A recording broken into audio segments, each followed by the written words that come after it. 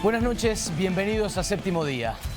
Comenzó el sábado pasado la carrera para llegar al Congreso de la Nación. 45 mendocinos anotados para llegar a esas bancas que, claro, son muy apetecibles, no solo por lo que ofrecen desde la política, sino porque además, recordemos, implican salarios mayores a los 600.000 pesos, viáticos, viajes, la posibilidad de tener asesores, que en algunos casos, malos casos por supuesto, han llegado a ser casi pymes legislativas, ¿no? Pequeños grupos de personas, cortes de personas alrededor de una banca que, insisto, ha tenido casos malos y casos en los que eso ha servido para propulsar leyes y debates importantes. Ahora, más allá de eso que arrancó y que lo vamos a empezar a vivir en los próximos días, es interesante, y sobre todo hacerlo en espacios como este, como Séptimo Día, discutir algo que está ocurriendo con la tarea legislativa en sí, y más que con la tarea legislativa, con sus representantes. Esa falta de credibilidad o esa noción de que hay una carencia importante de discusiones, de fortaleza, de preparación. Mucha gente, entre la que lamentablemente debo decir que me incluyo, que se está preguntando ya no solo cuánto hacen esos representantes del Poder Legislativo, sino, y esto es mucho más grave, qué hacen esos representantes del Poder Legislativo. Y estoy hablando de los tres niveles, desde el Congreso de la Nación, pasando por la legislatura y hasta llegar a los consejos deliberantes, que son los órganos como los tenemos aquí en la provincia de Mendoza. Es decir, grupos del pueblo, de lo que es la ciudadanía, que se preguntan hacia adentro, así como los tenemos, ¿nos están sirviendo por completo estos legisladores, estos representantes del mundo parlamentario? ¿Llegan a lograr todo lo que en teoría deberían lograr para nosotros? Son preguntas que, insisto, se hace una buena parte de la ciudadanía que percibe, no en el poder parlamentario en sí, sino en sus representantes, insisto, un derroche, un desperdicio de poder y de recursos. Sienten que no hace nada que esté demasiado vinculado a sus vidas, que no cambie demasiado la dinámica de sus vidas, al menos no todo el tiempo, sí con excepciones puntuales, y que trabajan ahí, que están ahí, que cobran, pero que es como si de alguna manera no estuvieran. Hay gente que siente que en muchos casos bien digo, las bancas son un premio a la política, una beca que suele darse. Y una beca que encima a veces carece de alternancia. Miremos casos como el de Pichetto, por ejemplo, Miguel Ángel Pichetto. Si gana en octubre, porque lógicamente es otra vez candidato, va a llegar a los 30 años sentado en una banca. 30 años sentado en una banca legislativa Miguel Ángel Pichetto. Si le sumamos los que tuvo como concejal primero en Río Negro y después como legislador en aquella que es su provincia, llegaría, si gana en octubre, a los 38 años en una banca legislativa. Llevamos 40 de democracia, o vamos a llevar en diciembre. 38 años. Sería más tiempo del que, por mencionar un caso paradigmático y que para muchos ya es indecente y burdo, serían 11 años más de los que lleva Gildo Infran siendo gobernador de Formosa. Digo, hablando de alternarse y no alternarse, ¿no? ¿Qué hizo Pichetto en todo este tiempo con esa banca? Además de sus idas y vueltas en términos ideológicos, no está bien claro para la ciudadanía, porque ahí va el otro tema que quiero plantearte en esta noche. Muchos de nosotros no sabemos exactamente qué pasa en esos mundos. Jugá esto en tu casa. Pregúntate lo siguiente. ¿Podés nombrar 2 leyes que se hayan sancionado este año en el Congreso? Pensalo. Peor aún, ¿podés nombrar 2 leyes que se hayan sancionado este año en la legislatura, que tal vez está a 10 cuadras de tu casa? Ni hablar si te pido que nombres a 5 legisladores. Es como que de alguna manera ha quedado todo ese debate un poco marginado de la vida pública, un poco opaco hacia lo que nosotros conocemos. Ojo, no es todo culpa de esos representantes, también lo es de todo el sistema y también lo es un poco de falta de interés ciudadano, falta de interés del pueblo por saber qué está pasando ahí. Tal vez también te sientas reconocido o reconocida en eso.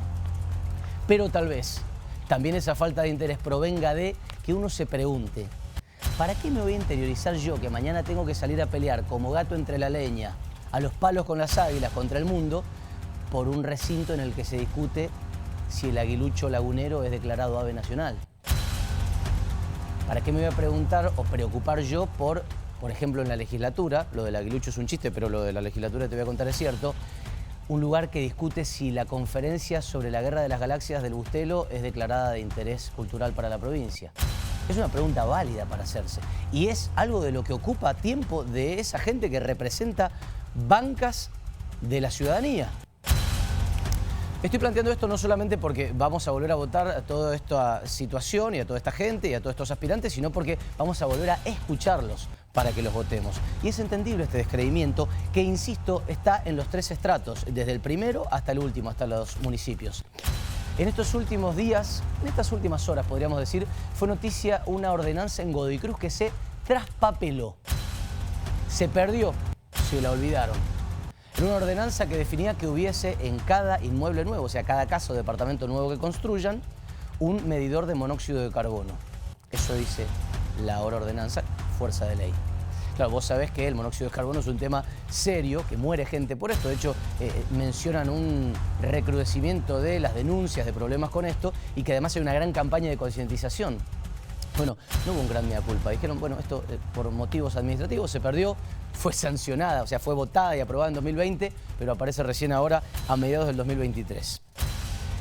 Y casi sobre el final hay un tema más, y atenti acá, que es el contralor, ¿no? El Poder Legislativo tiene que controlar los resortes del Ejecutivo y a los referentes del Ejecutivo, y por algo está separado un poder del otro, por lo menos en la teoría, ¿no? En los papeles. Después hay que ver en la práctica. Miremos un caso también paradigmático como el de las Heras.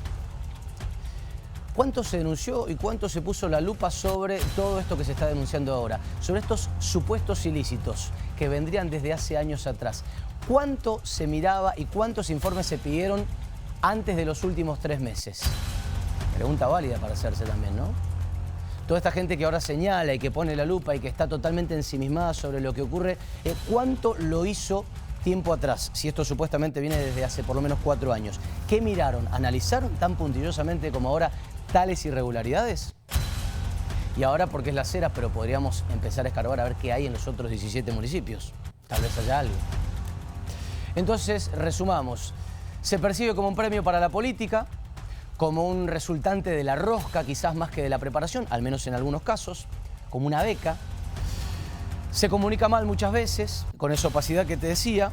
Hay un control que en muchos casos es deficiente, está a las claras.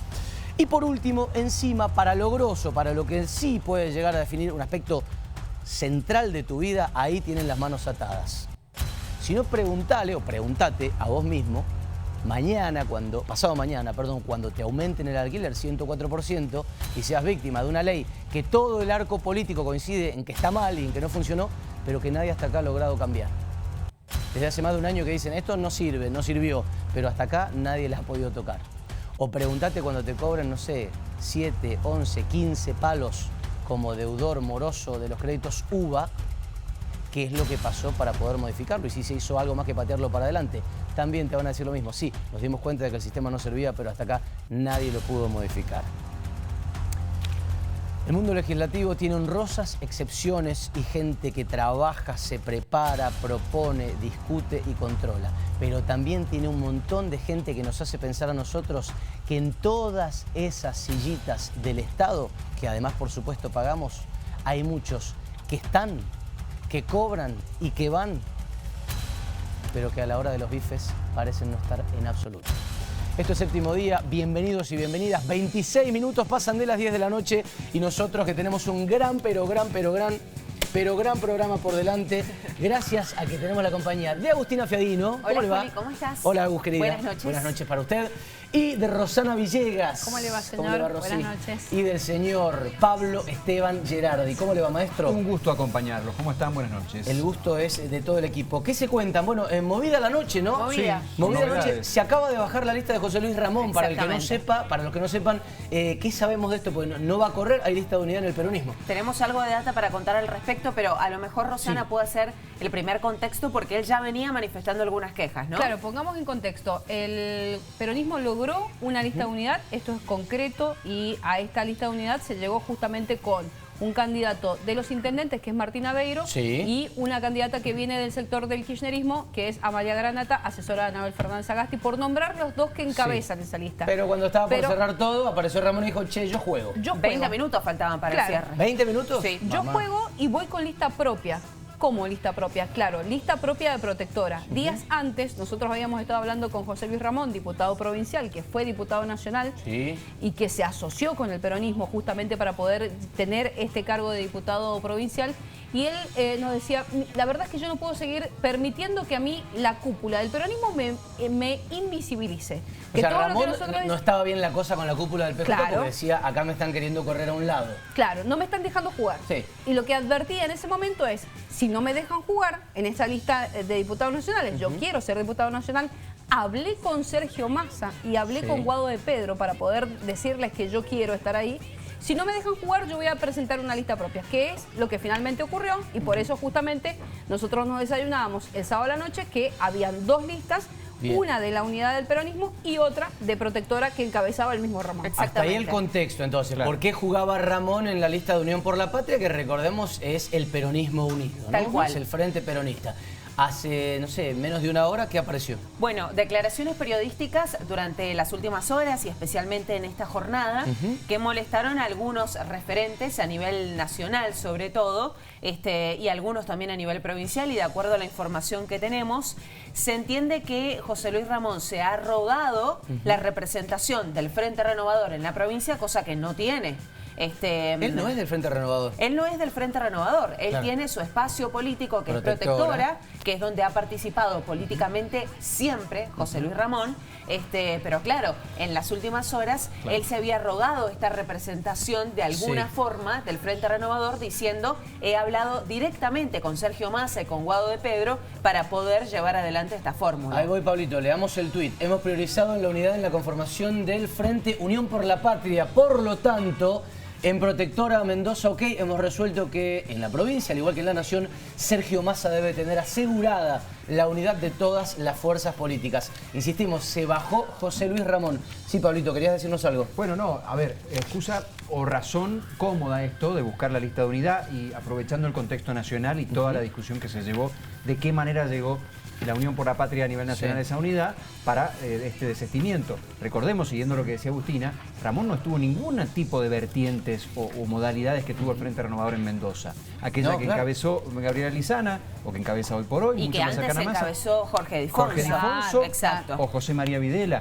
Ninguna de las vertientes estuvo cerca. No, él hizo vínculos con Sergio Massa cuando estuvo en el Totalmente. Fueron personales. Y además hay una... Claro, hay que ver si ese vínculo que él cuenta existió tal como él lo cuenta. Tal cual. Y hay una idea y hay una imagen muy fuerte que se mostró esta semana, que es Cristina al lado de Sergio Massa mostrando esa unidad, y de alguna forma con José Luis Ramón por separado en la provincia diciendo yo soy la lista que representa a Massa en Mendoza, rompió un poco ese concepto de unidad que están intentando mostrar a nivel provincial y a nivel nacional. Y que lo necesitan para resolver su problema, que es básicamente haber sacado el 15% de los votos en las elecciones PASO a nivel local. Está bien, pero en un momento en el que José Luis Ramón era José Luis Ramón. Convengamos que la figura de él a lo largo de estos últimos meses se ha devaluado. No, por eso te Cuando digo... lo fueron a buscar en su momento para que formara parte, y esa foto de Anabel Fernández Agasti con José Luis Ramón, él tenía un peso específico dentro de la política mendocina, porque venía de ser la tercera fuerza. Pero vos decís que perdió totalmente ese peso específico, Yo Ramón. creo que sí.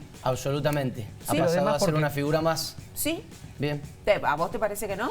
No lo sé, no lo tengo tan claro. No lo tengo tan claro, por eso lo pregunto. Digo, claramente no es el peso que tenía en 2017. No, claro. Sacó 17% de los votos en 2017 José Luis Ramón, cuando fue el fenómeno, ¿no? Bueno, Claro, algunos decían incluso que debía darse por pagado con el cargo asegurado en la legislatura. Bien. Pero más bien por los favores y los apoyos en el Congreso, más que la porción que recuperó. Bien, señor.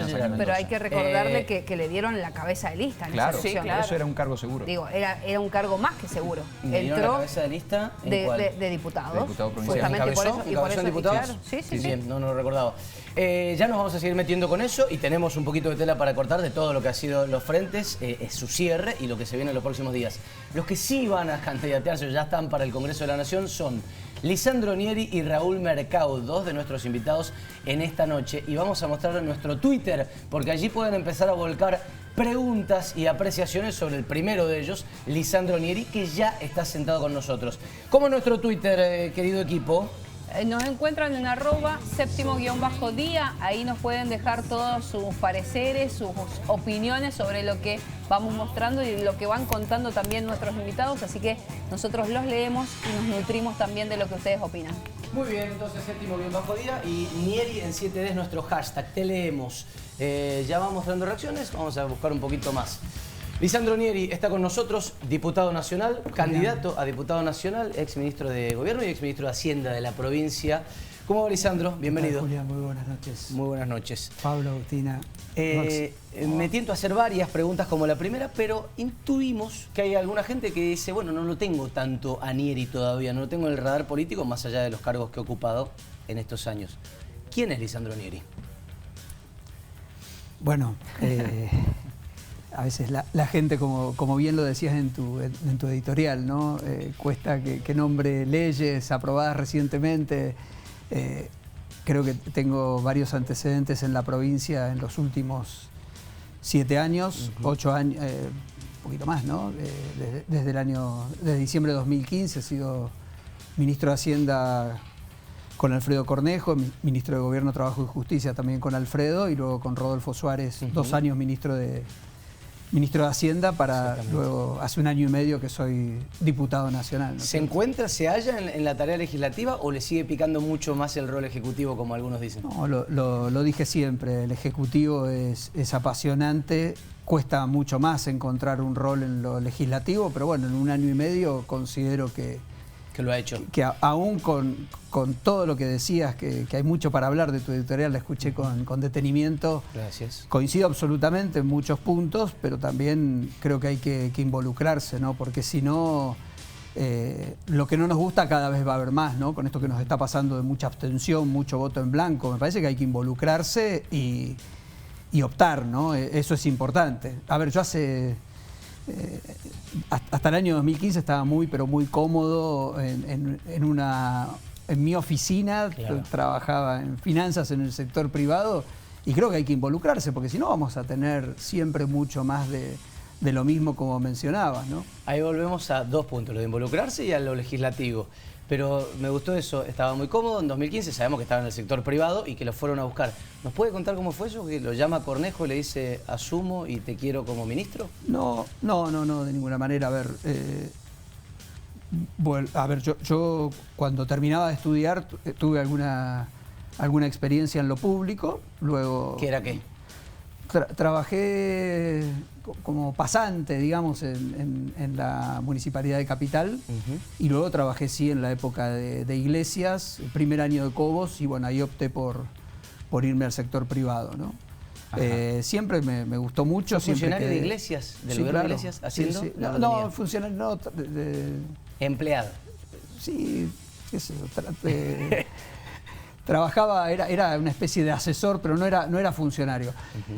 Haciendo siempre todo temas en materia de deuda. Luego pasé al Fondo para la Transformación y Crecimiento y en el año, a fin del 2005, sí, ya me fui, estuve hasta el 2015 en lo privado. Y bueno, insisto, considero que hay que involucrarse, ¿no? Pero, a ver, espera, o metiéndose como lo hice yo, o al menos tomando definiciones, yendo a votar, eligiendo, ¿no? Yo entiendo y estoy totalmente de acuerdo que a la gente muchas veces le invade el enojo, la bronca, pero no por eso ir y poner un voto de alguna forma absurda, ¿no? Votar a alguien que sabés que no va a lograr resultados, porque muchas veces te dicen, bueno, yo ya sé que no va a haber resultados por este lado, pero ya estoy tan podrido de todo lo que hay que pongo un voto de enojo. Bueno, dentro de unos años, o muy poco, o un par de años, vamos a estar más enojados todavía porque vamos a estar peor de lo que estamos ahora, ¿no? En las últimas elecciones mendocinas hubo 5 frentes presentados. ¿Cuáles de esos, o mejor dicho, cuántos, por lo menos, de esos 5 frentes eran un voto que no servía para nada? De estos que entrarían en esto de ¿para qué pones ahí? No, yo hago consideraciones de... Hay que ir a votar, hay que elegir, hay que pensar bien, no pongamos un voto solo por enojo, porque vamos a estar todavía más enojados. Ahora, quiero ser muy respetuoso, tampoco estoy diciendo que yo soy esa mejor opción, ¿no? Pero hay que votar con muchísima conciencia, hay que votar y claramente, me parece que, dije, me voy a meter en este lío, ¿no? Escuchándote, pero no todo lo que hay es malo, porque ojo, también considero, y en la experiencia mía en la Cámara, hay muchos intercambios que son interesantes, hay mucha gente que trabaja y trabaja bien. Claro. ¿No? Pero a veces lo que trasciende es, a ver, nosotros a veces tenemos horas de esas comisiones y hay trabajo. Pero lo que trasciende es el loco que va y pega un insulto y eso se viraliza y al final, como bien dijiste, ¿quién es Lisandro Nieri? A lo mejor muchos no me conocen. A mí nunca me vas a encontrar en ese tono agresivo o con un... Me parece que eso es lo que hay que procurar valorar. No vayamos a qué se hace concretamente en el Congreso. Voy a otra. ¿Qué aprendió en este tiempo en el Congreso? De ver, de estar, de mirar a los otros, que hay gente como que está desde hace años. ¿Qué aprendió de esa tarea y de cómo es ese mundo? Un Nieri que era nuevo allí. Sí, sí, por supuesto. Bueno, pongo mucho en valor lo que es la provincia de Mendoza en cuanto a institucionalidad, en cuanto... A ver, creo que vale la pena salir de Mendoza y ver lo bien que se mira la provincia de Mendoza desde afuera, a pesar de que a veces... Bueno, pero es fácil decirlo desde el oficialismo. No, te chocas con eso en el avión, con los turistas, los que se van, los que vuelven, gente que viene contenta, que te valora un montón la provincia en cómo están, te cuenta el Valle de Uco, y es gente que viaja, ¿no? Y tiene esas apreciaciones por todos lados. Sí. Y después, no, los colegas te dicen, a ver, se va a tratar boleta única, bueno, nosotros la tenemos, se va a tratar ficha limpia, extinción de dominio, no, a ver, a veces ponemos en valor provincias vecinas diciendo lo bien que le va, lo que vuelan en lo económico. A ver, requieren con justicias que manejan y mucho, modificar leyes, eliminar paso, poner ley de lemas para poder reelegirse. En Mendoza eso no se da de ninguna manera, ¿no? Cualquier fuerza política, por chica que sea, sabe que en el cuarto oscuro, a través de una boleta única, que es lo que más garantiza una boleta única... Casi podríamos decir que es el contrario de la ley de lemas, la boleta única. De lo que ha generado, ¿no? No, pero por ejemplo, vimos un Formosa el otro día con su ley de lemas y 65 boletas tenían al... Pero veíamos los videos de un cuarto oscuro en San Luis, videos de cuarto oscuro de lo que eran los fiscales en Tucumán, donde se explotaron con ¿cómo? Bueno, lo que fue Tucumán, digo. Sí, por supuesto. A ver, pero reitero, la boleta única tenés una ventaja, Julián. A ver, con estructura de fiscales, buscando el que no tiene todo eso, a veces va alguien a votar y el peor de los mundos es entrar al cuarto oscuro y no encontrar la boleta por la cual vos querías expresarte. Bueno, la boleta única te garantiza que vas a tener absolutamente toda la oferta electoral en una cabina, ¿no es cierto? Y con la agilidad que se tuvo para votar, con los resultados, sin ir más lejos. Hay provincias mucho más avanzadas como Córdoba y nos fuimos a dormir viendo que Córdoba estaba en el 80% del escrutinio. Tal cual. Nosotros, a medianoche en Mendoza... No, mucho antes. Está superado el 90 y largo, ¿no es cierto? Quedemos un segundo ahí. ¿Hay más políticos malos que buenos en la Argentina? No, bueno, eso de vuelta, que lo juzgue cada uno de los que nos está escuchando. Pero yo no soy quien para decir quién es bueno y quién es malo. No, claramente, a ver, en Argentina no estamos logrando resultados, eso, errores de quien sea, pero claramente, a ver, a jugar por la situación económica que hablamos siempre, pero social, educativa, cultural. Claramente tenemos un montón de pendientes, ¿no? A ver, Argentina es imposible que hoy no esté encarando las reformas que se necesitan y hace 2 años que lo único que está apostando el gobierno es a comprar tiempo para llegar a agosto primero, octubre después y diciembre de este año. Ahora, el próximo año se espera que haya un ajuste importante. De hecho, una de las versiones que más trascienden o que más se dicen es gane quien gane la fuerza que está gobernando actualmente o gane la oposición, Juntos por el Cambio, habrá un ajuste, ¿no? Y habrá que mirar las cuentas. ¿Cómo imagina ese ajuste si ganan unos y cómo imagina ese ajuste si ganan los otros? No imaginemos mucho ajuste, Julián. Hoy está habiendo un ajuste extraordinario. ¿Es la inflación? Pero como el ajuste no está siendo ordenado, no se está yendo a buscar a dónde hay ineficiencias en el Estado, el ajuste, ¿quién lo está pagando? La caída de los salarios reales. Sí. Mencionabas el crédito UVA, lo que está pasando, los alquileres, lo que está pasando, te sigo sumando. Muchos hablan del dólar, lo que está pasando con el azúcar, con los huevos, con la leche. ¿Qué está pasando en realidad? El peso se nos está destrozando, o sea, que, incomoda en el bolsillo salir con algo de plata, ¿no es cierto? Pero más allá de la inflación, que es un ajuste per se, me refiero a ir a recortar herramientas del Estado para cuidar las cuentas. ¿Cómo imagina eso? Poder adquisitivo de los salarios. Hoy, los 6 millones de asalariados, hay muchísimos que son pobres, no alcanzan, no cubren una canasta básica, ¿no es cierto? Las jubilaciones, a ver, hace 3 años y medio se prometía, vinculado a los intereses de las LELIQs, aumentarla un 20%. Claramente no se cumplió. Bien. Me prometí decir pocos números. Las LELIQs eran 1.17 billones. Hoy superan los 15 billones de pesos. Pero no se cumplió lo de aumentarlas un 20%. Promesa de campaña de la fórmula Alberto Cristina Massa, ¿no es cierto? Sí, sí, sí. Claramente no se cumplió. Pero no solo eso. Han caído más de un 20% las jubilaciones. Hoy el poder adquisitivo de esas jubilaciones ha caído un 20%. Entonces, esto de decir, ojo que viene un ajuste, no, el ajuste se está sufriendo hoy. Y reitero, quienes están pagando ese ajuste, por ser desordenado el ajuste, ¿no?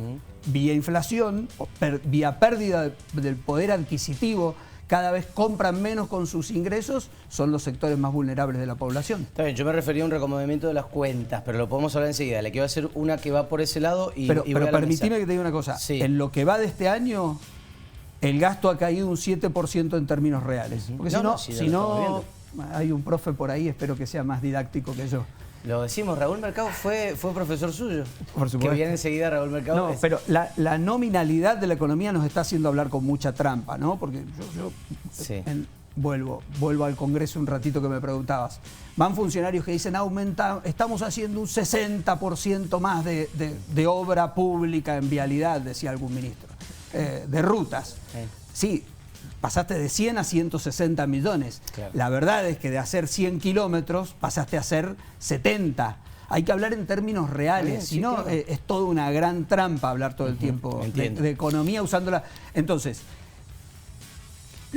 los salarios en términos reales todos se han caído, eso no hay ninguna duda. O sea, el poder adquisitivo, el poder de compra de los salarios ha bajado, y vamos al gasto, ha bajado un 7%. ¿Sabés dónde bajó 7 punto algo por ciento el gasto acumulado hasta el mes de... me mataste, si era mayo-junio, los últimos resultados que se publicaron, mayo, perdón, 7%. ¿Dónde cayeron más? 13% en jubilaciones, 30% en planes de asistencia social, en distintas, AUH y otros planes. Entonces, es mucho más... aumentaron un X% los salarios públicos. Bien. Entonces, ¿pero me explico? Sí. Cuando el ordenamiento de las cuentas no lo dirigís, no trabajás sobre las ineficiencias del gasto, te destrozan y te pegan mucho más fuerte en los sectores que son más carenciados. Vamos a la mesa, no sé quién quiere arrancar. Bueno, hubo hablando un poco de este ordenamiento financiero y de la necesidad que tiene la Argentina de tener dólares, algo que claramente hoy no tenemos. Hubo cierta polémica hace un tiempo con los fondos de Portezuelo del Viento, que están dolarizados, con los que se compraron bonos del Tesoro de los Estados Unidos, si estoy en lo correcto.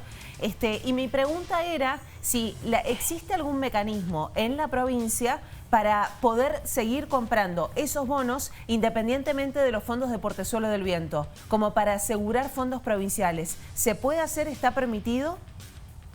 Los fondos de Portezuelo del Viento del fideicomiso, del resarcimiento por la promoción, están dolarizados. Sí. Se perciben en dólares y están en un fideicomiso en dólares. Claro, salvo una parte que está puesta en bonos del Tesoro. Son bonos en dólares que dan un rendimiento, ¿no es cierto? Sí, sí, claro. Pero a ver, para no confundir, porque eso fue una operatoria. A ver, el contrato de fideicomiso lo dice con toda claridad, ¿no? ¿Cuáles son los bienes fideicomitidos? Bueno, cada uno de los pagos de estos servicios de las letras, que van a terminar en algo, de acá a un año, en 1.023 millones de dólares en las cuentas de la provincia. ¿Qué se obliga a un agente fiduciario, y lo dice expresamente el contrato, a invertir esos fondos de manera de preservar el valor del dinero? ¿Se podría hacer con otros fondos de la provincia eso mismo?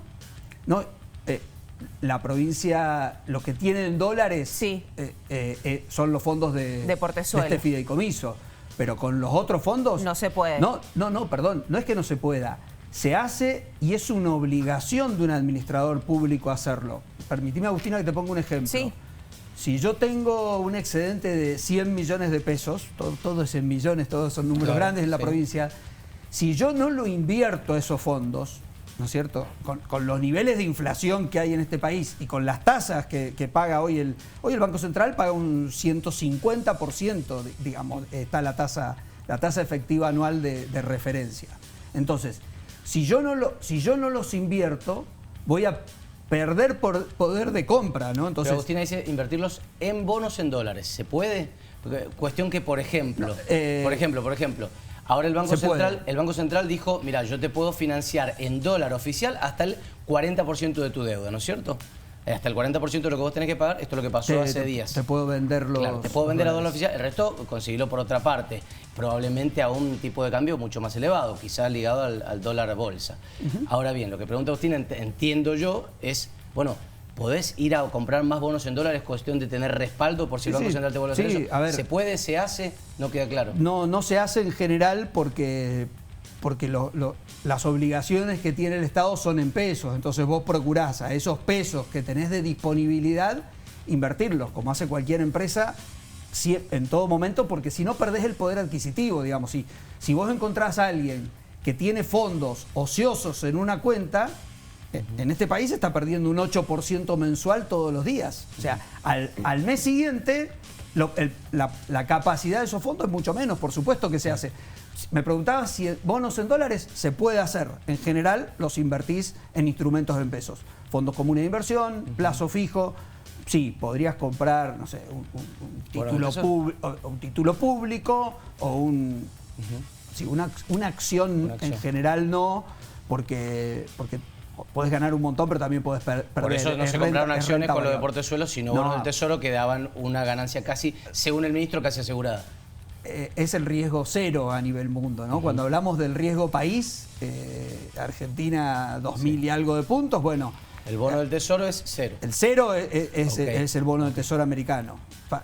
Los bonos argentinos rinden 20 puntos arriba de ese riesgo Tesoro americano. Había dicho que no iba a hablar de economía tanto y ustedes me llevan. Es el métier. Pensaba en eso que decías, que había que ir por un ordenamiento de las cuentas del país. Y también sé que has estado colaborando con los equipos técnicos de Patricia Bullrich. Si fueras el ministro de Economía de Patricia Bullrich y suponiendo que ella pudiera llegar a ganar la presidencia, ¿qué medidas crees que son tres que debería tomar cualquier ministro de Economía, sea quien sea el que venga, para poder ordenar y poder de alguna manera ir ganándole o dándole pelea a la inflación y buscando de alguna manera reducir justamente el gasto? Sí, sin duda lo que te decía, Argentina a principios de los 2000 gastaba, o sea, el gasto público era del 20% del Producto Bruto Interno, hoy supera el 40%, se ha duplicado. Si ustedes lo ven en prestación de servicios, educación, salud, seguridad, lejos de haber mejorado en calidad y en cantidad los servicios, ¿no? Sin duda que hay que trabajar sobre el gasto, porque después de eso está la asfixia al sector productivo. Está bien, ¿no? pero ¿cómo y dónde? Son muchas más que tres. Si me preguntabas, tres medidas, y sin duda hay que trabajar en el ordenamiento de las cuentas. Ahora, ese ordenamiento, hacerlo de ninguna manera más impuestos, sino al contrario, hay que procurar bajar el gasto, bajar presión impositiva y hacerlo en impuestos distorsivos, en aquellos que atentan contra el crecimiento económico. Y bueno, yo creo que uno de los fundamentales también es trabajar sobre una reforma laboral, procurar bajar costos laborales y una formalización del empleo. En Argentina tenemos 6 millones de trabajadores en blanco y trabajadores informales, más de 6 millones, con todo lo que significa en cuanto a estabilidad, en cuanto a riesgos de trabajo, ¿no? Alguien que tiene un accidente no trabaja y no cobra nunca más. En cuanto a los aportes al sistema previsional, entonces a las jubilaciones de los argentinos. Te lo resumo nuevamente, Roxana. Bajar el gasto. Ordenamiento de las cuentas, y con eso se termina la emisión monetaria, Por eso yo presenté un proyecto que era directamente prohibir al Banco Central financiar el Tesoro. El Tesoro, claro. Eso es cortar con la emisión, tanto la maquinita para que llena de pesos, inunda en pesos y cada vez valen menos los pesos, como todo otro tipo de emisión indirecta, llámese un dólar soja, que lo único que hace es adelantar hoy las exportaciones de los próximos 3 meses, pero es a costa de emisión, o la intervención del Estado, del Banco Central, comprando los bonos que si vienen a pique que nadie quiere, con recursos del Banco Central, que eso es otra vez, como nadie los quiere, los vende, se quiere deshacer, claro. Se llena de pesos la plaza, el peso vale cada vez menos. Lisandro, volviendo a algunos de los ejemplos en que Mendoza ha hecho punta y yendo a estos aspectos de racionalizar el Estado, ¿hay que hacer algo específicamente con el empleado público nacional? Digo, ley de tope salarial o algo más específico respecto de la administración pública nacional. Sí, a ver, por supuesto, cada vez que... Yo creo que se ha deteriorado mucho también el empleo público.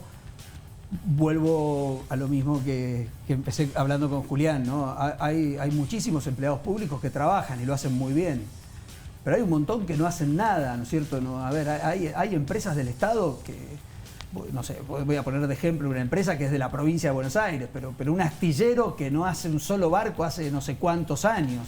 Entonces, obviamente hay que recolocar esa gente y asignarla a lugares donde haya trabajo. No puede ser que...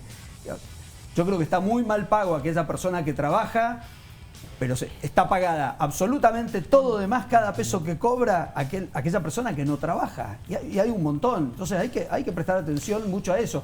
También hay un montón de gastos, Pablo, que vos decís, ¿es relevante o no es relevante? ¿Es relevante que una autoridad viaje en primera o en un vuelo en alguno de los tangos a una misión?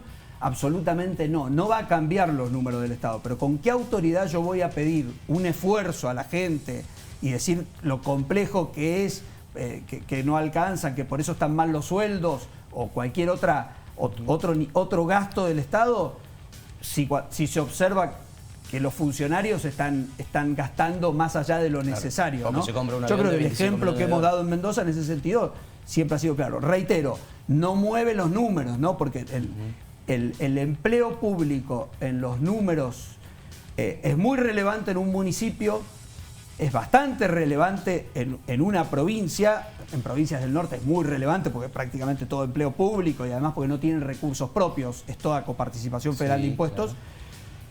Es bastante menos relevante en un Estado nacional. O sea, la composición del gasto nacional... Sí, tranquilo. Un segundo.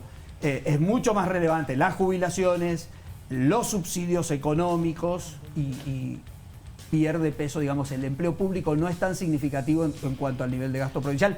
Eso no quita que no haya que ser eficiente, ¿no? Hace poco se conoció que la provincia finalmente haría un juicio a la Nación por el envío de los famosos fondos discrecionales, a través de los cuales ha sido visiblemente perjudicada.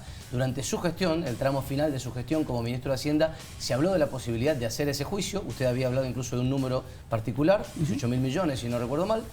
Y finalmente... Los números en Argentina cambian todo el tiempo. Hoy Hacienda 97.000 millones de pesos. Ahora, cuando se firmó el acuerdo fiscal, se dijo que Mendoza desistía de hacer ese juicio, que era parte como si fuera una cláusula más. ¿Por qué, si está vigente ese acuerdo, Mendoza finalmente hace el juicio? ¿Y por qué ahora y no antes? Alguien podría, maliciosamente o no, pensar, bueno, 3 días antes de las elecciones anuncian que le van a hacer un juicio a la Nación buscando arrastre electoral. ¿Por qué ahora sí? ¿Por qué antes no? ¿Por qué sí se puede hacer? Todavía no es el juicio, lo que se ha iniciado por el momento es con un reclamo administrativo. Bueno, hay que agotar esa instancia administrativa para ir al juicio. Ojalá haya una respuesta al reclamo, no creo que sea el caso. Sí, ¿pero por qué se desistió en su momento y ahora sí? Son tiempos que uno maneja. A ver, si me das a elegir, yo prefiero no hacer juicio. Yo prefiero explicar, miren lo que nos está pasando. Es facilísimo uno poner los gráficos. Mendoza está al fondo de la tabla. Los gráficos están hace rato y no ha habido un cambio. No, pero a ver, yo no lo tomaría de esa manera y lo puedo poner con ejemplos. Nosotros en el año 2016, en los primeros meses del mandato de Alfredo Cornejo, hicimos un juicio hicimos un juicio por el 15% de ANSES a Mauricio Macri. Claro. A ver, acá no hay... ese mismo juicio no se lo quiso hacer el peronismo a Cristina Fernández de Kirchner y la provincia de Mendoza perdió miles de millones de pesos. A ver, pero esto...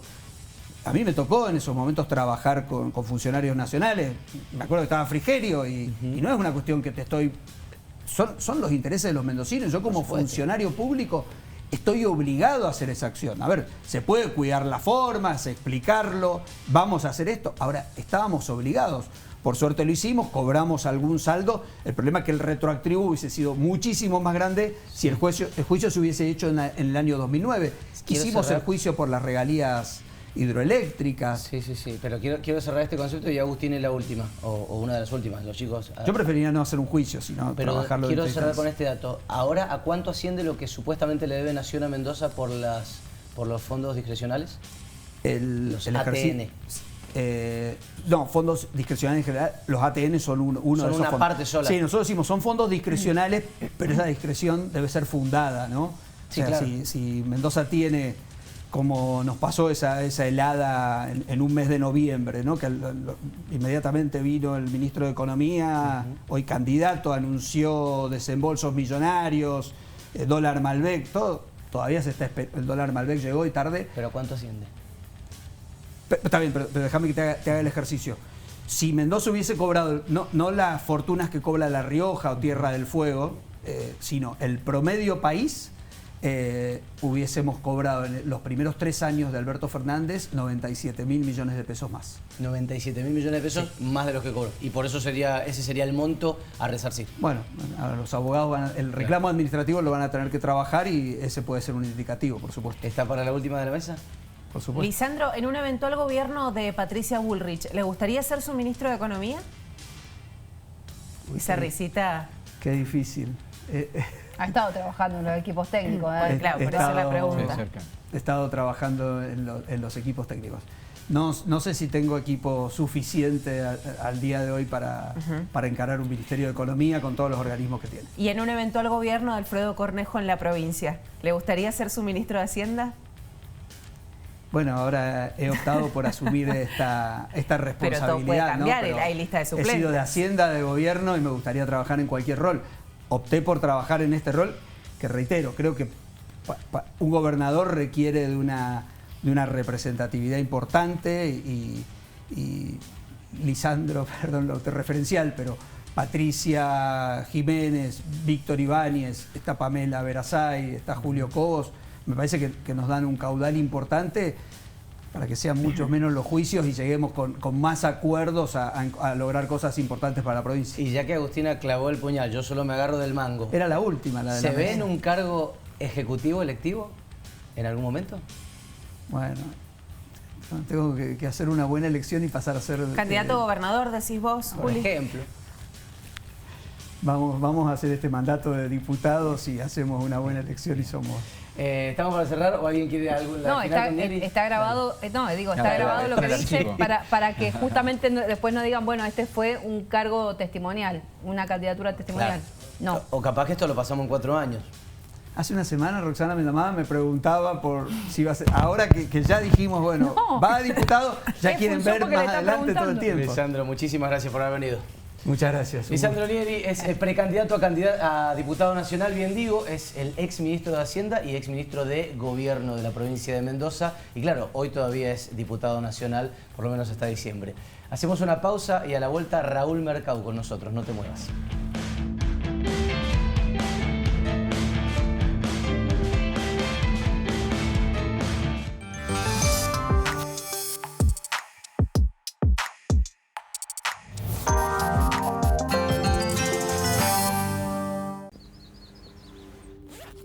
Comenzaron las clases y está todo listo. Las ganas de aprender y ganas de enseñar. Yo también estoy lista. Estoy listo para hacer nuevos amigos y amigas. Estoy lista para ponerme en el lugar de los demás. Estoy listo para decir no a los apodos ofensivos. Y a decir que no cuando algo no me gusta. Estamos listos y listas para decir... Bullying. En mi aula... No tenés lugar. Argentina contra el bullying. Los domingos son de compañía y nosotros estamos en tu radio. Desde las 8 hablamos los temas de la tercera edad con Karina Pérez en Palabras Mayores. A las 9:30 escucha entrevistas exclusivas, música y temas relevantes de la cultura en Lila con Lila Levinson. Desde las 11 compartí los domingos de radio con Roberto Di Gregorio. Y a las 12 escucha a Gabriela Figueroa en Vínculos. Todos los domingos estás con Iwin. Monóxido de carbono, el enemigo invisible. Ante síntomas como somnolencia y mareos, fuertes dolores de cabeza, zumbido de oídos, náuseas y vómitos, llama al 911 o acudí al centro de salud más cercano. Prevení y protege a tu familia. Gobierno de Mendoza. ¡Ayuda! ¡Ayuda!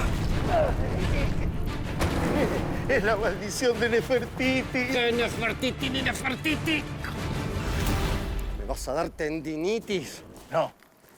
Te voy a dar Stafirol Plus. Con efecto analgésico y además potencia antiinflamatoria. Para aliviar los dolores intensos, Stafirol Plus Rápida Acción.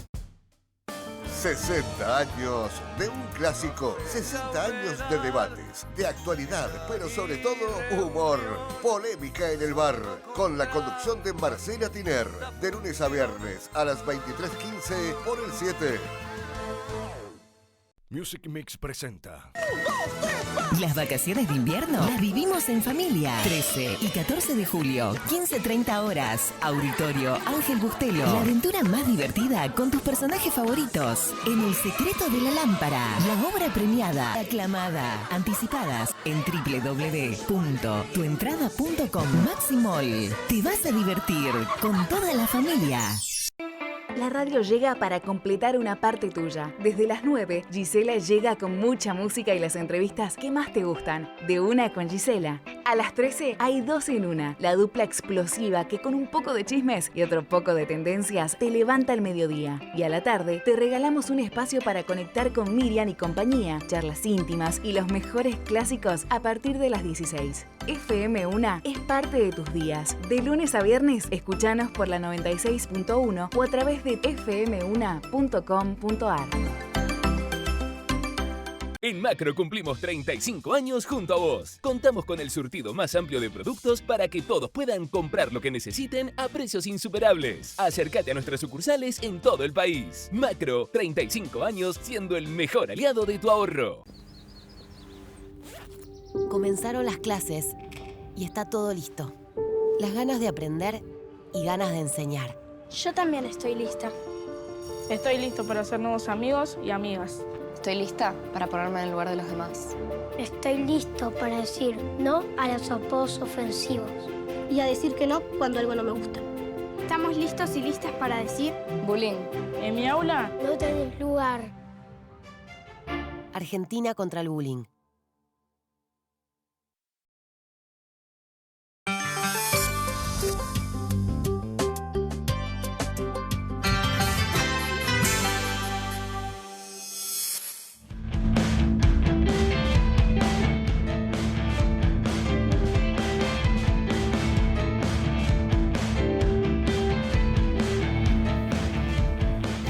Bueno, empezamos a entrevistar a los precandidatos al Congreso de la Nación, a diputado nacional en este caso, y está Raúl Mercado con nosotros, que va por la lista de Juan Schiaretti, aquí en Mendoza. Bienvenido, Raúl, ¿cómo va? Muy bien. Primera muy vez bien. en este formato de Séptimo Día. Muchas gracias por venir. La verdad que sí, me sorprendieron, la verdad que está muy bueno. Gracias por acompañarnos. Bueno, recién hablaban en la previa, en la pausa, de que esta lista se armó a contrarreloj.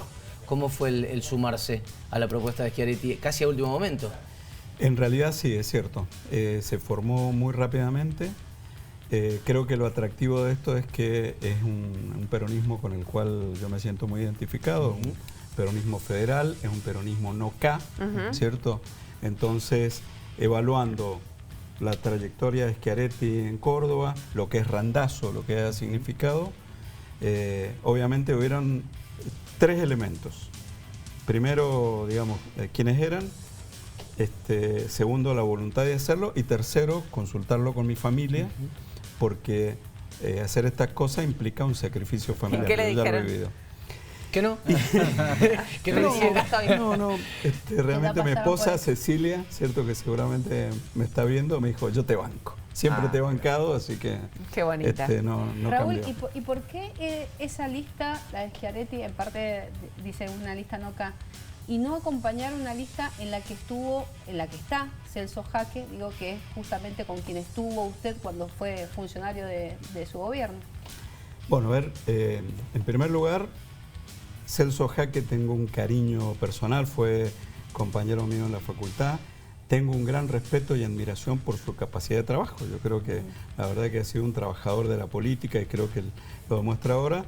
Pero bueno, hoy no coincidimos, digamos, en la cabeza, digamos. Yo estoy más dirigido a ese tipo de peronismo. A este tipo de peronismo que creo que de alguna manera rescata una tradición, digamos, del peronismo en el cual yo me uní, digamos, lo que podría ser el equipo de los mendocinos y todo esto, donde hay una impronta diferente, ¿cierto? ¿Y qué pensaba cuando existía la posibilidad de que Juan Schiaretti estuviera dentro de Juntos por el Cambio? Que de hecho las negociaciones al parecer avanzaron bastante, después pasó lo que pasó con Córdoba, lo que retrotrajo un poco todo, pero ¿se hubiera sentido cómodo con eso? Creo que hubiera sido un escenario diferente, creo que no me hubieran convocado, ¿cierto? Yo me siento convocado en esta instancia, ¿cierto? En esta instancia, en esta nueva instancia. En la otra, si hubiera habido alguna posibilidad, bueno, lo hubiera evaluado. Creo que la propuesta de Schiaretti es cerrar grietas, ¿cierto? Creo que era esa un poco la propuesta. Creo que eso le está haciendo mucho mal a la política. Pero bueno, creo que no hubiera sido el caso, no se hubiera formado esta posibilidad de ser precandidato. Cabeza de lista, claro. Claro, se le dice el peronismo federal a Schiaretti, o un representante más de provincia, pero acá en la provincia de Mendoza prácticamente lo desconocemos, no conocemos a los dirigentes que en todo caso se encolumnan. ¿Es Mercado y quién más? Bueno, hay una lista, quien me acompaña es la doctora Ferreira, ella es abogada, ella es cordobesa, ella trabajó en el municipio de Córdoba, se enamoró, ¿cierto?, de un mendocino y vino a trabajar a la provincia. Después tenemos otros abogados, está Nicolás Pisuto, que tiene una gran trayectoria en términos, digamos, lo que tiene que ver con la parte de jubilaciones. Está el doctor Agüero, ¿cierto?, que es un neumonólogo pediátrico, digamos, bueno, y esos son más o menos los principales. Había un partido, Compromiso Federal, que en su momento estuvo con la gente de Rodríguez A, que también estuvo muy afín a Schiaretti. ¿Está con ustedes? ¿Sigue trabajando ese grupo? Bueno, en realidad, por un tema de justicia electoral, nos hemos presentado con Compromiso Federal, pero por el sello. Hay una relación, digamos, personal entre Schiaretti, ¿cierto?, y Rodríguez A, pero en este caso es algo diferente, ¿cierto? Hacemos Unidos por Mendoza, ¿cierto?, que es lo que estamos tratando de construir y, digamos, esto tiene una cuestión de corto y de más largo plazo, que es reconstruir el peronismo no-K en la provincia y por eso, bueno, hay que evaluarlo en esos términos. Pero, perdón, Juli, en referencia a eso, ¿y no se hubieran unido con Guillermo Carmona? Bueno, Guillermo Carmona, de alguna manera compitió en la Pero en representando ese peronismo no-K también. De alguna manera, sí, pero creo que está más en la corriente principal. Yo creo que esto es algo... Bien por fuera. Bien por fuera y mucho más federal en el sentido que es un peronismo de las provincias, ¿cierto? Me parece que, a ver, con Guillermo Carmona también tengo, digamos, un respeto personal y todo esto, pero me parece que es un proyecto diferente. En cualquier otro momento, ese peronismo tradicional o territorial hubiera sido casi automáticamente tercera opción, tercera vía en la República Argentina, ¿no? Juntos por el Cambio, el peronismo más cercano al kirchnerismo y esta opción. Hoy eso parece más lejano por la irrupción de un jugador como Javier Milei. ¿Creen que va a haber una disputa en particular allí con toda esa franja de votantes? Y segunda, aledaña, ¿cómo creen que le va a ir finalmente a Milei? Porque, por otro lado, parece que se estuviese desinflando. Se le caen candidatos, le va mal en las provincias, etcétera. Sí, a ver, vuelvo a repetir. Creo que esto hay un proyecto para estas elecciones y hay un proyecto a más largo plazo. El fenómeno Milei es un fenómeno extraño, ¿cierto? Podríamos decir que es una política extrema que de alguna manera atrajo a muchas personas, y como bien decís, no sabemos lo que va a pasar. Bueno, esperemos los resultados, digamos. Es su gran rival por ese tercer lugar del podio. Digo, porque pareciera que el peronismo, o mejor dicho, Unión por la Patria y Juntos por el Cambio son los dos que van a estar peleando primero y segundo. Muy probablemente sea así. Y probablemente, como bien decís, peleemos ese tercer lugar, o en una de esas hacemos una mejor elección, ¿cierto? Claro. Ahora, Raúl, ¿qué lo lleva a sumarse a esta contienda electoral ahora, teniendo en cuenta justamente la situación del peronismo mendocino? Digo, en las últimas PASO, el peronismo mendocino orilló los 15 puntos y la última elección ejecutiva que ganó el peronismo acá fue justamente cuando ustedes dejaban la gestión, allá por el 2011. ¿Qué nos lleva a sumar una lista más a este peronismo que parece bastante golpeado? Claro. Bueno, yo creo que esa es la principal razón, ¿cierto? Yo creo que la crisis que está viviendo, podríamos decir, la corriente principal del peronismo, que es un peronismo acá, en Mendoza, ha demostrado claramente que está perdiendo adeptos. Está perdiendo adeptos porque creo que ha perdido la conexión con la gente, con la propia gente del partido. De hecho, muchos compañeros, como le decimos dentro del, digamos, de la jerga peronista, han visto con buenos ojos que yo sea candidato y todo. Están contentos, digamos. ¿Le han escrito? Bueno, muchos, claro, sí. No sé si lo harán público después, pero por lo menos en lo personal, creo que eso está captando un sentimiento del peronismo en Mendoza. Yo creo que esto que estaba señalando tiene que ver con esa sensación de, bueno, algo hay que hacer con el peronismo. De hecho, si bien todavía no tenía esta opción, no voy a nombrar al dirigente con el que fui a hablar, pero digo, che, algo tenemos que hacer. O sea, no puede ser... A ver, ya sabemos que es hombre. No, creo que no lo sabes. No, bueno, no se dijo al dirigente con el que fui a hablar. ¿Qué sé yo? Este hombre que está, digamos, alineado con el peronismo acá, también está consciente de que hay que cambiar cosas. De que hay que cambiar cosas. Y si es tan consciente, ¿por qué no, ¿por qué no lo hace? Bueno, yo creo que se va a sumar en algún momento a un proyecto. ¿Y Mercado tiene vocación? ¿Es un intendente? No, no es un intendente. ¿Mercado tiene vocación de encabezar una alternativa al justicialismo, o reconducirlo, reconstruirlo, o es una cuestión de aporte a la construcción de Schiaretti netamente nacional? Yo creo que son etapas, ¿cierto? Hoy implica esto de apoyar, sobre todo, a construir un grupo legislativo, sobre todo a nivel nacional, que es la hipótesis de mínima que uno tiene. Obviamente la hipótesis de máxima, que sabemos que es una hipótesis muy difícil, muy dura de lograr, es que pudiera ganar la presidencia Schiaretti. Hoy tenemos un primer paso, que es constituirnos dentro de un grupo que trabaje por las provincias, que tenga una visión federal, ¿cierto? Que Mendoza pueda tener una representación en el Congreso que luche por los intereses de Mendoza, y ahí hay una clave, que es luchar por las inversiones en la provincia de Mendoza, que creo que es la clave por lo cual nosotros hemos ido perdiendo, ¿cierto? Participación en el PBI nacional. En ese contexto, ¿se siente representado por lo que dicen algunos referentes mendocinos en torno a la discriminación de la nación a la provincia? Yo creo que la provincia tiene un mayor... A ver, hay dos elementos importantes. Creo que sí, creo que están claros los números, creo que uno los puede ver. Mendoza no está recibiendo los fondos, digamos, por lo menos en promedio, estamos por debajo, digamos, sobre todo en los fondos discrecionales. Hay toda una discusión pendiente que es la coparticipación federal, que va a ser muy difícil de modificar. Esto es casi imposible. Ahora, creo que además, para poder obtener fondos hay que tener proyectos, ¿cierto? Yo trabajé mucho tiempo, de hecho soy consultor de la FAO.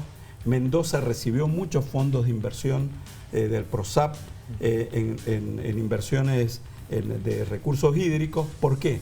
Porque tenía proyectos. Pero entonces creo que eso nos falta. Por ejemplo, La Rioja, bien digo, tiene más proyectos que Mendoza, por eso reciben 3 veces más que nosotros.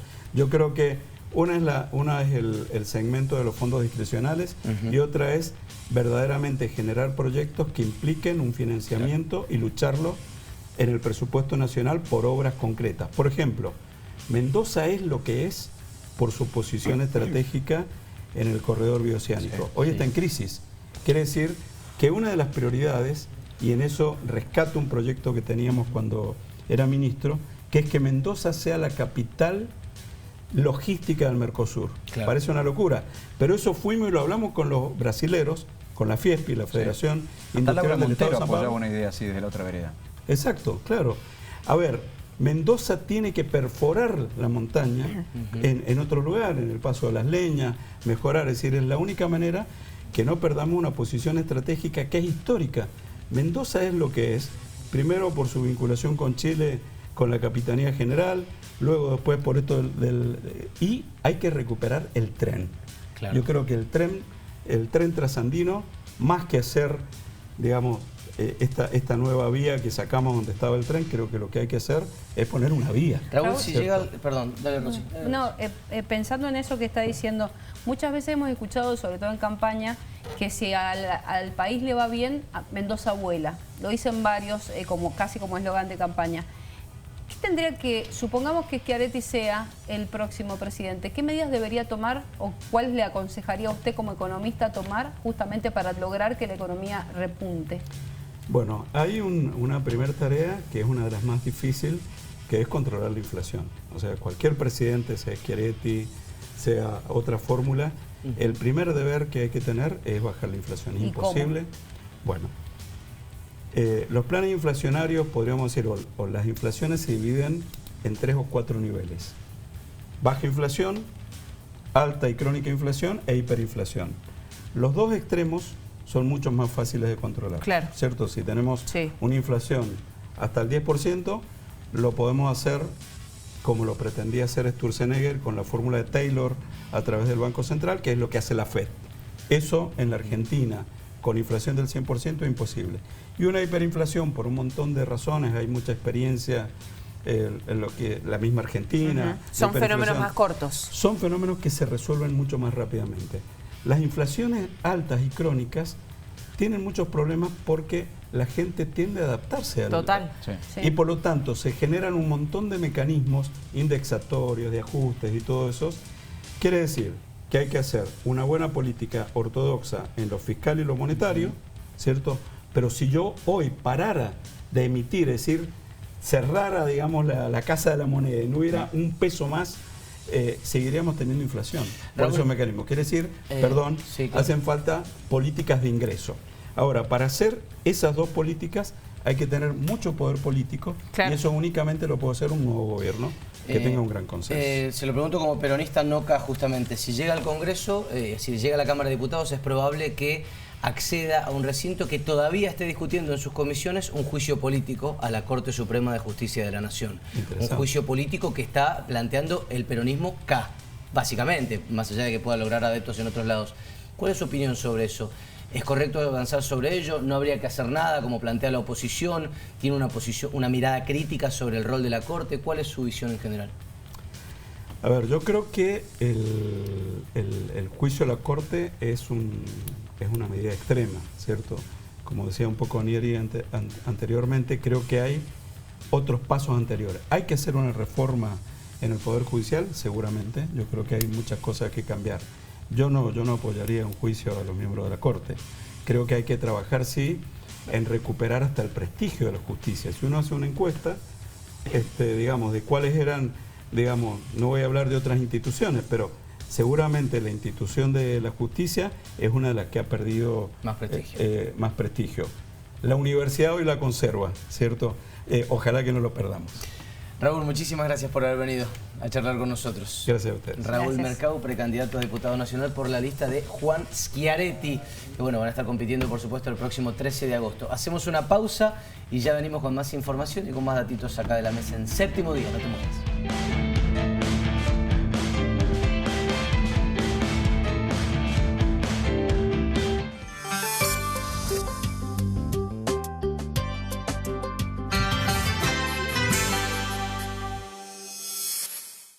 Ofertas arrasadoras en Hiperlibertad. Hasta el domingo, leche larga vida primera marca entera o descremada por 1 litro, 299 pesos. Café Nescafé Dolca suave o clásico por 170 gramos, 1099 pesos. Y combo asado de novillo por kilo, 1199 pesos. Libertad. Monóxido de carbono, el enemigo invisible. Ante síntomas como somnolencia y mareos, fuertes dolores de cabeza, zumbido de oídos, náuseas y vómitos, llama al 911 o acudí al centro de salud más cercano. Prevení y protege a tu familia. Gobierno de Mendoza. ¿Conocés las vías de contacto de la ciudad de Mendoza?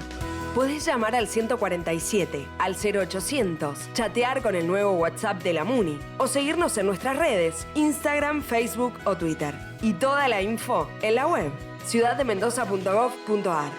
Acordate, para trámites, consultas o sugerencias, la MUNI está a tu disposición las 24 horas todo el año. A la ciudad de Mendoza la hacemos juntos.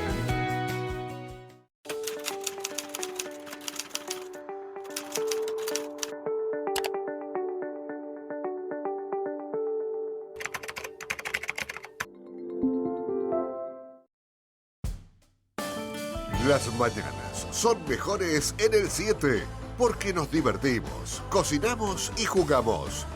Mejor de mañana, de lunes a viernes a las 9 por el 7.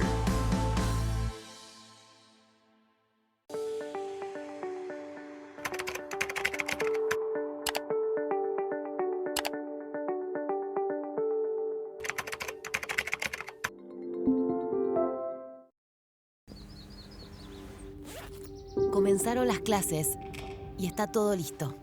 Las ganas de aprender y ganas de enseñar. Yo también estoy lista. Estoy listo para hacer nuevos amigos y amigas. Estoy lista para ponerme en el lugar de los demás. Estoy listo para decir no a los apodos ofensivos y a decir que no cuando algo no me gusta. Estamos listos y listas para decir bullying. En mi aula no tenés lugar. Argentina contra el bullying. En Macro cumplimos 35 años junto a vos. Contamos con el surtido más amplio de productos para que todos puedan comprar lo que necesiten a precios insuperables. Acércate a nuestras sucursales en todo el país. Macro, 35 años siendo el mejor aliado de tu ahorro. Son clásicos de una época dorada. Bandas que marcaron una generación entera. Y en Ayer vibramos con una programación en vivo recordando esos momentos. De lunes a viernes nos sentimos vitales en Jóvenes de Ayer. Al mediodía nos empilchamos bien, Elegante Sport. A la tarde te acompañamos en Simplemente Ayer. Y cuando cae la noche le damos una vuelta a la rutina en Conexión Vinilo. En FM Ayer vibramos al ritmo de los clásicos. Porque la cama no es solo para dormir. Volvé a despertar el fuego en vos. Boston Medical Group. Expertos en salud sexual masculina.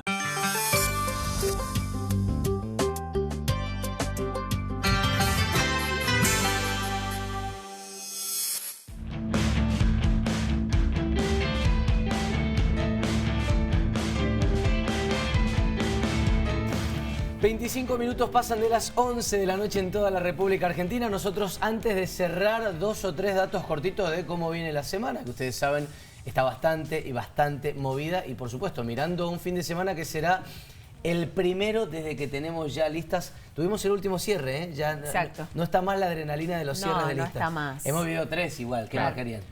Y la única adrenalina, que fue la de José Luis Ramón dentro de Unión por la Patria, terminó de desinflarse hoy. Se terminó por esfumar. Como van desinflando otras adrenalinas.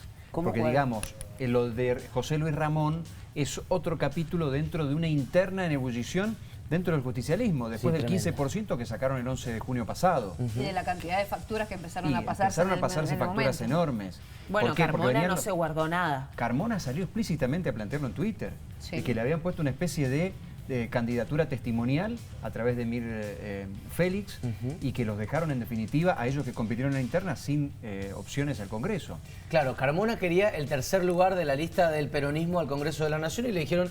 No, sí, quería el tercer lugar. ¿Y qué le terminaron ofreciendo? Bueno, a ver, como se lo ofrecieron a Emir Félix, dicen que es supuestamente el mentor de la candidatura, uno de los mentores de la candidatura de el propio Carmona, y que como las razones de salud lo hicieron desistir a la vez nuevamente a Emir Félix, entonces dejaron a ese sector político sin un lugar.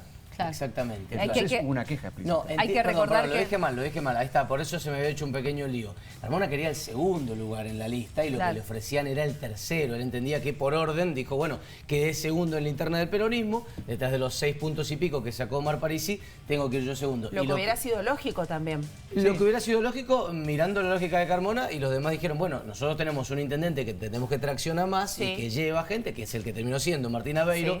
El segundo va para el kirchnerismo y ahí está Amalia Granata, colaboradora de Fernández Sagasti, mujer del directorio de IMSA, desde el principio de esa llegada de IMSA a las arcas estatales, o mejor dicho, capitalizada con arcas estatales, y el tercer lugar era para Carmona. No le terminó gustando, pegó el portazo y dijo, yo me bajo de todo. Pero es que además tiene lógica también parte de su portazo, porque digo, ¿cuántas bancas ponen en juego hoy el peronismo? 2. De las 5 que se renuevan, 2 son del peronismo. Pérez Plaza y Uceda ponen Claro, juego. son los salientes.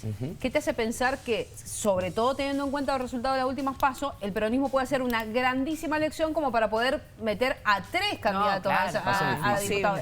Aún con la que es casi atracción de imposible, aún cuando haya una atracción, como dice Pablo, de la figura presidencial. Claro, pero además de cuestionar la cuestión de los cupos dentro del justicialismo y de las posiciones en la lista, cuestiona al propio Aveiro.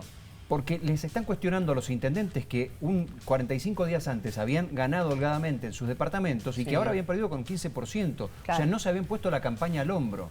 Bueno, y aquí lo objetaban particularmente a Aveiro. Eso es interesante porque vos decís que se lo está reclamando Carmona, pero es lo que le reclamaba a los mismos intendentes también el kirchnerismo, ¿no? Totalmente. Y Lardo y Parisi le decían, che, ustedes no jugaron ni para nosotros ni para nadie. Y eso fue lo que estaba en ebullición a lo que aludíamos al principio. Bueno, pero hoy Aveiro también terminó de aceptar que esas facturas se las pasaron y que él hizo mea culpa, dijo, bueno, nosotros podríamos habernos involucrado de otra manera, también se escudó en que, bueno, todos tienen que gestionar. Y también cuestionó esto de las PASO, ¿no? Y cómo al desdoblarse las elecciones, una decisión que tomaron ellos, los intendentes del PJ, digo, también se termina entrecruzando las campañas. Claro, la campaña provincial y la campaña nacional con estas PASO. De hecho, ellos tienen muy medido que la sensación en la cabeza de la gente tiene mucho que ver con lo que haya pasado en la última elección. Claro. Y eso probablemente en este entrecruzamiento de elecciones hace que después puede llegar a cambiar una general, aun cuando la PASO de esa misma elección fue muy favorable para algún candidato. Me perdí un segundo. ¿Me puedes volver a retomar el concepto? Viste que en el calendario electoral tenés las elecciones PASO nacionales, PASO provinciales, y están todas entrecruzadas. Seis. Intercaladas, digamos. Están intercaladas, esa es la palabra correcta. Ellos tienen estudiado que en la cabeza de la gente se queda el resultado de la última elección. O sea, el 15. Por ejemplo. Para ahora va a pesar el 15. Claro, exacto. O sea que entienden que eso les va a jugar en contra, que no lo van a ir a votar. Podría jugarles en contra. Bueno, pero ahí empieza a jugar también que tenés otra boleta. Tenés a Sergio Massa picando en punta, tenés a Martín Aveiro, qué sé yo. Fíjate un poco lo que ejemplificaba el propio Aveiro. Dale, y es una realidad legal. Vos vas a tener las elecciones el 13 de agosto y unos días antes del 13 de agosto habrá empezado la campaña formalmente de los municipios que eligen el 3 de septiembre. Ahí se que son estos 7 desdoblados. Perdón, y que encima Aveiro es candidato en las dos, porque no se va a bajar de ninguna. Por eso te digo, y es un poco lo usaba de excusa para decir, bueno, es cierto, vamos a tener que ordenar esto y la militancia va a tener que ser de otra manera. Bueno, nos quedaron algunas cosas para tocar. Recordemos, se bajó la lista de José Luis Ramón. Si no agarraste el principio del programa, no va a estar presente en estas elecciones. Hay lista única también acá en Mendoza. Gracias, Pablo querido. Gracias, Rosy Villegas. Señor. Gracias, Agustina Hasta Fiadino. el miércoles. Y a ustedes que están del otro lado, gracias por habernos acompañado. Quédense en el 7. Hasta el próximo miércoles con más Séptimo Día. Buenas noches.